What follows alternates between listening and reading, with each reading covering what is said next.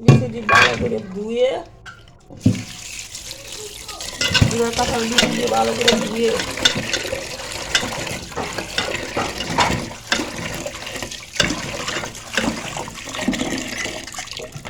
ভালো করে ধুয়ে পানি রিসাইকেল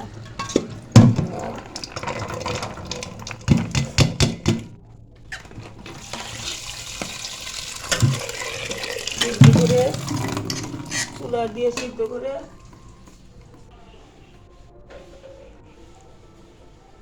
দিয়ে বিচিটি সিদ্ধ করে একটু ভাপ দিয়া লইয়া ভাপ দিয়া 10 মিনিট পর নোনা মাছ দিয়ে আমরা কাঁঠালের বিচি রান্না করব। মাছ ভালো করে ধুয়ে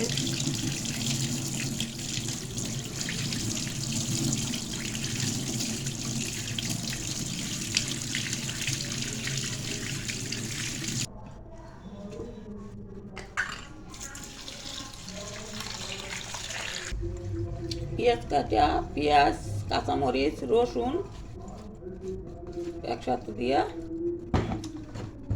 দিয়ে দিব। আমরা শুটকিটা কেটে দিই, শুটকিটা ভালো করে ধুয়ে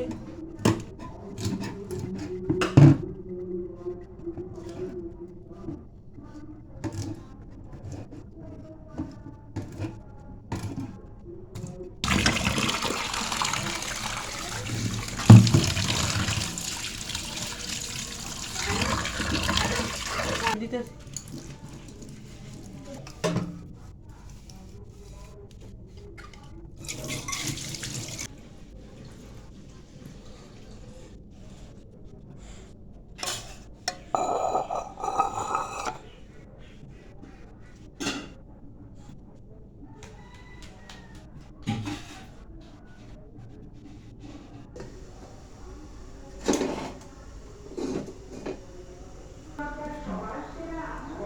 প্রথম আমরা আগে তেল দিয়ে নিব,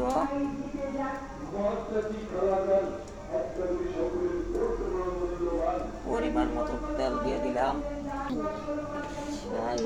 তারপরে দিলাম আমরা পেঁয়াজ রসুন কাঁচামরিচ কাটা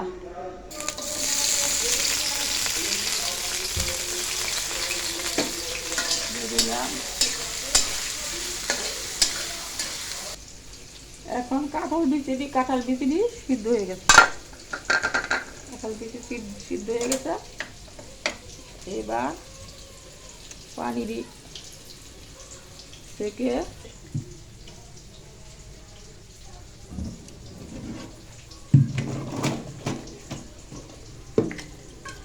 ধুয়ে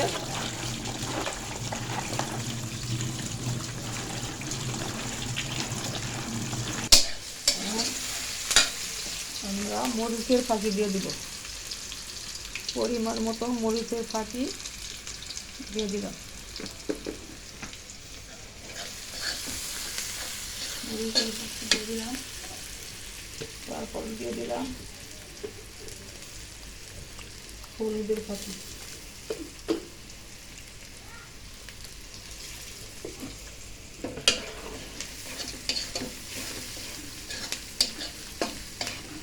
তারপর আমরা এই নোলা মাছটি দিয়ে দিলাম।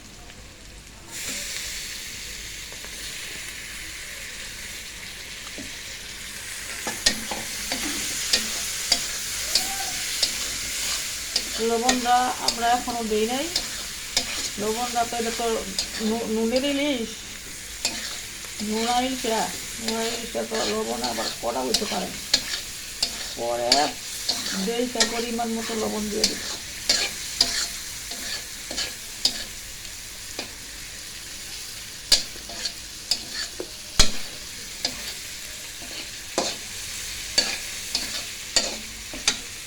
কাঁঠাল বিচি হয়ে গেল শুটকি বাগার।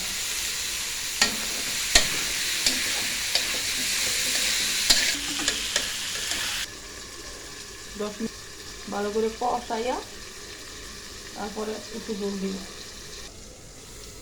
আমরা কাঁঠাল বিচিটা ভালো করে কষাইয়া এই কষা গেছে, কষা ভালো করে কষাইয়া আমরা একটু পানি পরিমাণ মতো পানি দিয়ে দিলাম,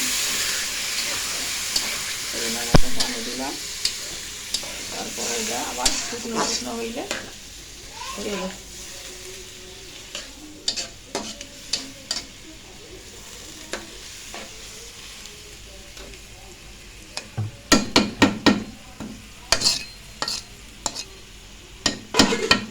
রেখে দিলাম।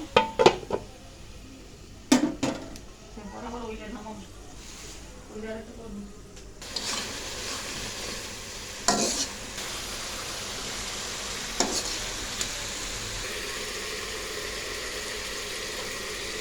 হয়ে গেছে আমার আজকের শুটকি বাগার।